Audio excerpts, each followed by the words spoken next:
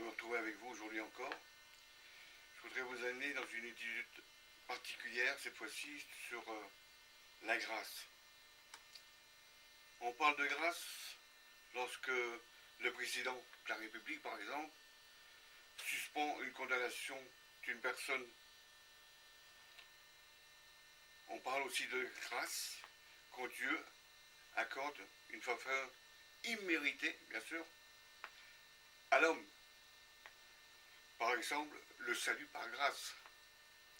À l'inverse de la miséricorde, qu'elle se produit quand Dieu ne donne pas à l'homme le châtiment qu'il mérite, la grâce de Jésus-Christ et de son Père transparaît dans tous les miracles qu'il a accomplis. Dans une lecture de Matthieu 18, chapitre 18, versets 23 à 25. Il est dit, c'est pourquoi le royaume de Dieu est semblable à un roi qui voulut rendre compte à ses serviteurs. Quand il se mit à compter, on lui amena un qui devait 10 000 talents. Comme il n'avait pas de quoi payer, son maître ordonna qu'il fût vendu. Lui, sa femme, ses enfants, et tout ce qu'il avait, et que la tête fut ainsi acquittée. Chers amis, vers l'an 60 de notre ère, la monnaie qu'on appelait un talent, qui représente à peu près 36 kilos d'argent, 60 000 ou 6 000 drachmes grecs de l'époque, ou 6 000 deniers romains. Il y a une valeur encore qui était plus basse, qui était le sesterces. À ce moment-là, un talent valait 24 000 sesterces, ou satères. Aujourd'hui, ça représente à peu près 24 000 euros. À cette époque-là, j'en ai mis une journée d'un bon ouvrier était rémunéré un denier. Vous voyez la proportion qu'il peut y avoir entre la valeur d'un talent et une journée de travail. Vous faites très vite le rapprochement et la valeur même d'un talent. Chers amis, la grâce est semblable à une banque. Mais là, c'est la banque de Dieu. Dans cette banque, nous avons un crédit illimité. Le taux d'intérêt que l'on y pratique, 0. Et savez-vous pourquoi? Parce que l'intérêt a déjà été payé par quelqu'un qui s'appelle Jésus. Il a été payé par le sang de Jésus. Lorsque vous venez dans cette banque, le directeur, le patron, c'est Dieu. Il vous accorde un crédit. Il vous fait crédit. Et il ne compte aucun banque ici-bas. On vous fait des offres alléchantes.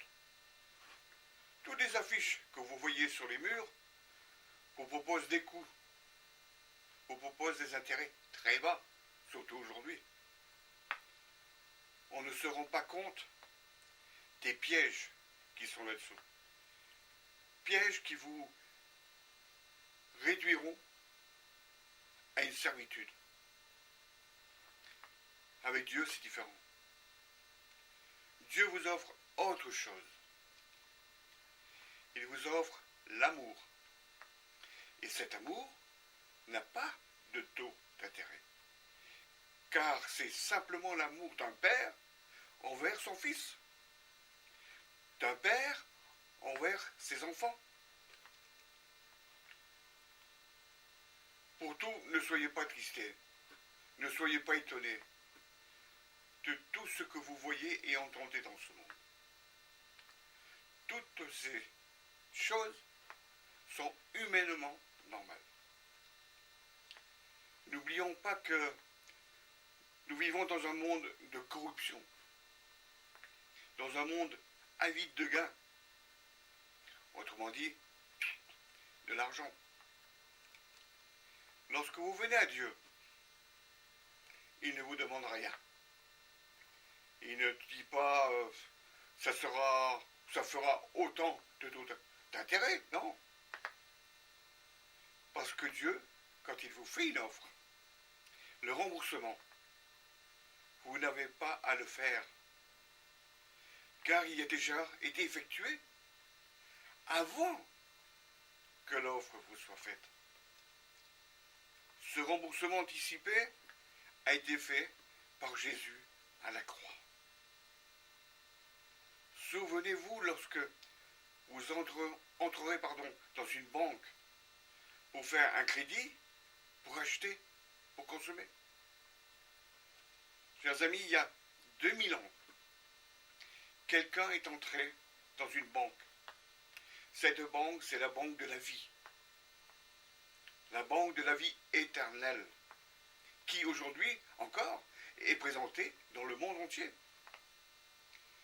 Et là, il a payé pour vous, pour moi, le prix fort qui était demandé pour le rachat des âmes. Car il a donné pour chacun de nous sa propre vie. Vous connaissez, vous, un banquier, un homme susceptible, pour vous dire est affaire de vous remettre encore cela, sans rien demander, en échange de votre dette? Pas moi. Car si vous en connaissez un, vous me donnez son adresse. À rembourser nos dettes, nous ne pourrions pas. Car le solde de l'endettement est innommable. Si on appliquait le taux courant, ce serait incalculable. Ça va au-delà des limites dépensées. Quand les taux d'intérêt sont aujourd'hui moyenne 3-4%, on dit c'est cher. Et le taux de Dieu qui a dû payer en acceptant le sacrifice de son Fils à la croix, en acceptant le don de Jésus, à combien s'élève-t-il? À combien est évaluée notre note? En avez-vous seulement une idée? Pourriez-vous calculer le taux d'intérêt que cela représente pour le salut de votre âme? Moi pas. Oui, chers amis, pour vous, Jésus-Christ a ouvert, pour vous, je dis bien pour vous, pour moi, un crédit dans la banque de son Père. Dieu vous a remis un chéquier dont tous les chèques sont déjà pré-signés. La signature est celle de Jésus-Christ. Cette signature est indélébile, infalsifiable. Notez, Jésus-Christ, Fils de Dieu. Ce chéquier sert à payer toutes nos fautes, nos manquements, nos erreurs. Aussi, lorsque vous êtes où je suis, dans les difficultés, dans le besoin, que ce soit d'ordre humain ou spirituel, le grand intendant céleste a ouvert pour vous, pour moi, un compte courant dans ses murs. Lorsque Dieu reçoit un chèque signé Jésus, il paye cash. Est-ce que cela ne mérite-t-il pas toute notre attention? Est-ce que pour cela, Dieu ne mérite-t-il pas d'être loué, adoré, exalté, glorifié? Oui, chers amis, si vous le voulez, tous vos dettes peuvent être annulées. Cela ne dépend pas de vous, ou que de vous, je dirais. Êtes-vous prêt à franchir la porte qui vous libérera de votre situation catastrophique dans laquelle vous êtes aujourd'hui? Chers amis, venez à Dieu par la croix de Jésus. C'est pour chacun de nous qu'il a souffert. Ne tardez pas, car comme dans les banques de ce monde, les banques ont des horaires d'ouverture, de fermeture. La banque céleste, elle aussi, un jour, fermera ses portes. Pierre dit, je ne possède ni argent, ni or, mais ce que j'ai, je te le donne au nom du Seigneur Jésus-Christ de Nazareth. Lève-toi et marche. Voilà ce que nous pouvons lire dans Acte 3:6. Il s'agit de la guérison d'un boiteux. Eh bien, chers amis, levez-vous et courez dans la banque divine et votre vie sera transformée. Car vous recevrez mieux que l'argent de ce monde. Vous recevrez la vie éternelle. Si votre faute est grave, elle sera payée. Et vous serez acquitté de ce que vous devez. Et vous ne serez plus délaissé. Car c'est Dieu qui vous a façonné. Et c'est lui qui vous rachète au prix de sa vie, de son sang versé. Que préférez-vous? Être traité comme le serviteur du texte que nous avons pu lire précédemment, ou aller vous adresser à Dieu? Alors aujourd'hui, je vous laisse le choix. Choisissez la bonne banque. Ne faites pas l'erreur que commettent beaucoup de personnes. Des illusions qui vous ont donné par telle et telle chose. J'ai bien dit illusion. Parce que quand il s'agit de restituer, quand il s'agit de payer, alors bon nombre de personnes se trouvent dans des situations très difficiles. Alors réfléchissez bien à ce que je viens de vous dire. Très important. Placez votre confiance dans le nom de Jésus, dans le nom même de Dieu, et vous verrez, vous n'aurez pas à le regretter. Croyez-moi. Je vous remercie de votre attention. Je vous dis à bientôt et je vous souhaite une très bonne et agréable journée dans la présence de Dieu. Au revoir. De me retrouver avec vous aujourd'hui encore. Je voudrais vous amener dans une étude particulière, cette fois-ci sur la grâce. On parle de grâce lorsque le président de la République, par exemple, suspend une condamnation d'une personne. On parle aussi de grâce quand Dieu accorde une faveur imméritée, bien sûr, à l'homme. Par exemple, le salut par grâce. À l'inverse de la miséricorde, qui elle se produit quand Dieu ne donne pas à l'homme le châtiment qu'il mérite, la grâce de Jésus-Christ et de son Père transparaît dans tous les miracles qu'il a accomplis. Dans une lecture de Matthieu 18, chapitre 18, versets 23 à 25. Et il dit, c'est pourquoi le royaume de Dieu est semblable un roi qui voulut faire rendre compte à ses serviteurs. Quand il se mit à compter, on lui amena un qui devait 10 000 talents.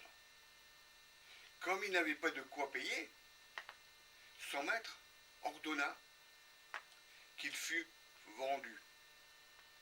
Lui, sa femme, ses enfants et tout ce qu'il avait. Et que la tête fut ainsi acquittée. Chers amis, vers l'an 60 de notre ère, la monnaie qu'on appelait un talent, qui représente à peu près 36 kilos d'argent, 60 000 ou 6 000 drachmes grecs de l'époque, ou 6 000 deniers romains. Il y a une valeur encore qui était plus basse, qui était le sesterces. À ce moment-là, un talent valait 24 000 sesterces, ou satères. Aujourd'hui, ça représente à peu près 24 000 euros. À cette époque-là, j'en ai mis une journée d'un bon ouvrier était rémunéré un denier. Vous voyez la proportion qu'il peut y avoir entre la valeur d'un talent et une journée de travail. Vous faites très vite le rapprochement et la valeur même d'un talent. Chers amis, la grâce est semblable à une banque. Mais là, c'est la banque de Dieu. Dans cette banque, nous avons un crédit illimité. Le taux d'intérêt que l'on y pratique, 0. Et savez-vous pourquoi? Parce que l'intérêt a déjà été payé par quelqu'un qui s'appelle Jésus. Il a été payé par le sang de Jésus. Lorsque vous venez dans cette banque, le directeur, le patron, c'est Dieu. Il vous accorde un crédit. Il vous fait crédit. Et il ne compte aucun banque ici-bas. On vous fait des offres alléchantes. Toutes les affiches que vous voyez sur les murs vous proposent des coûts, vous proposent des intérêts très bas, surtout aujourd'hui. On ne se rend pas compte des pièges qui sont là-dessous.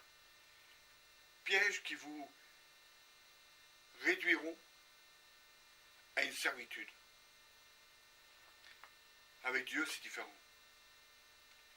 Dieu vous offre autre chose. Il vous offre l'amour. Et cet amour n'a pas de taux d'intérêt. Car c'est simplement l'amour d'un père envers son fils. D'un père envers ses enfants. Pour tout, ne soyez pas tristés. Ne soyez pas étonnés de tout ce que vous voyez et entendez dans ce monde. Toutes ces choses sont humainement normales. N'oublions pas que nous vivons dans un monde de corruption, dans un monde avide de gains, autrement dit, de l'argent.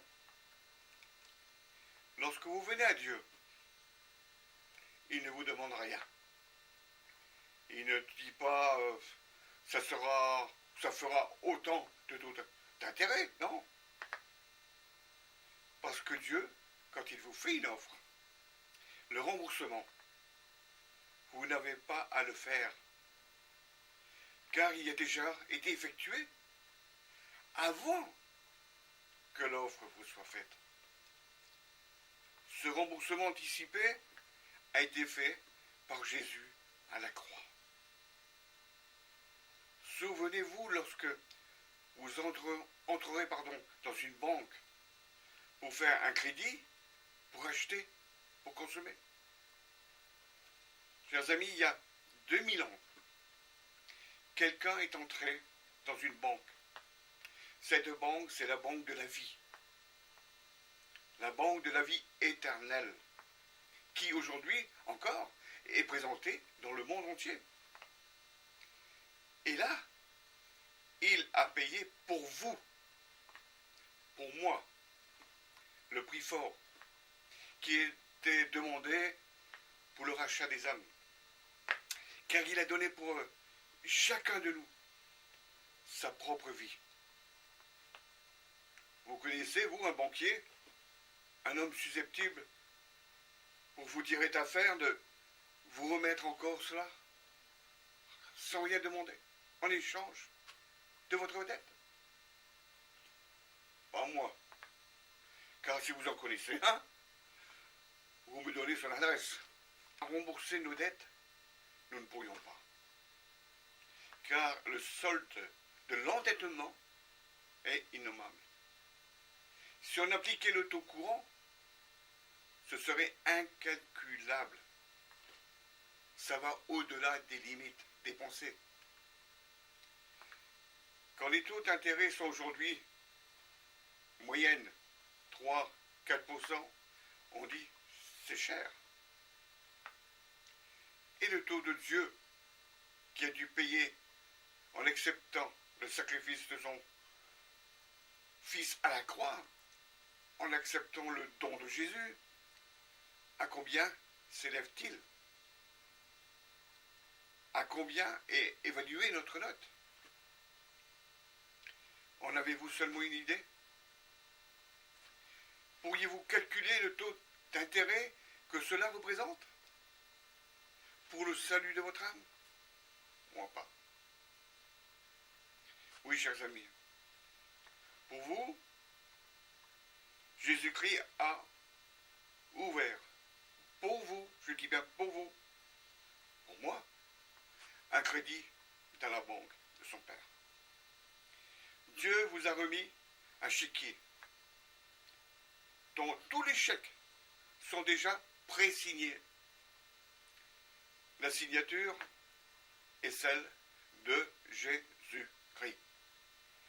Cette signature est indélébile, infalsifiable. Notez, Jésus-Christ, Fils de Dieu.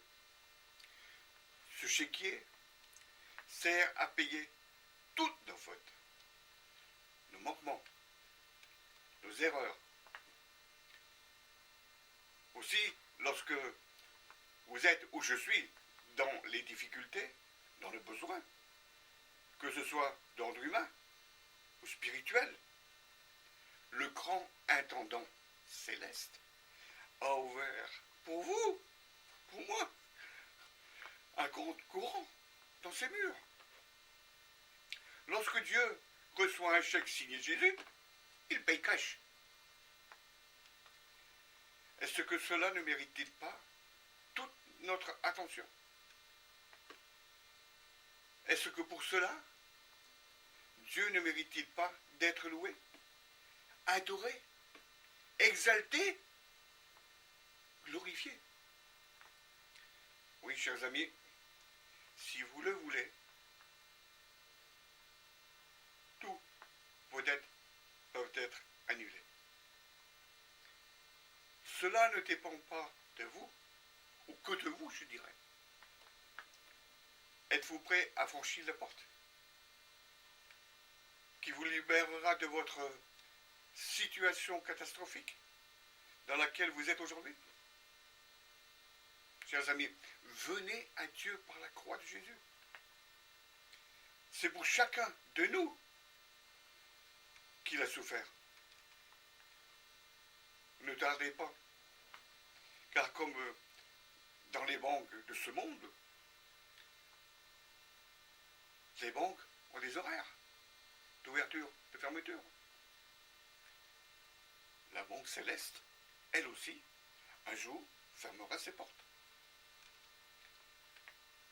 Pierre dit, je ne possède ni argent, ni or, mais ce que j'ai, je te le donne au nom du Seigneur Jésus-Christ de Nazareth. Lève-toi et marche. Voilà ce que nous pouvons lire dans Acte 3,6. Il s'agit de la guérison d'un boiteux. Eh bien, chers amis, levez-vous et courez dans la banque divine et votre vie sera transformée. Car vous recevrez mieux que l'argent de ce monde. Vous recevrez la vie éternelle. Si votre faute est grave, elle sera payée.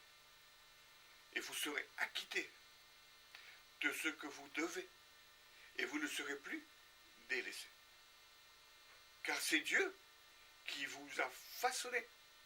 Et c'est lui qui vous rachète au prix de sa vie, de son sang versé. Que préférez-vous?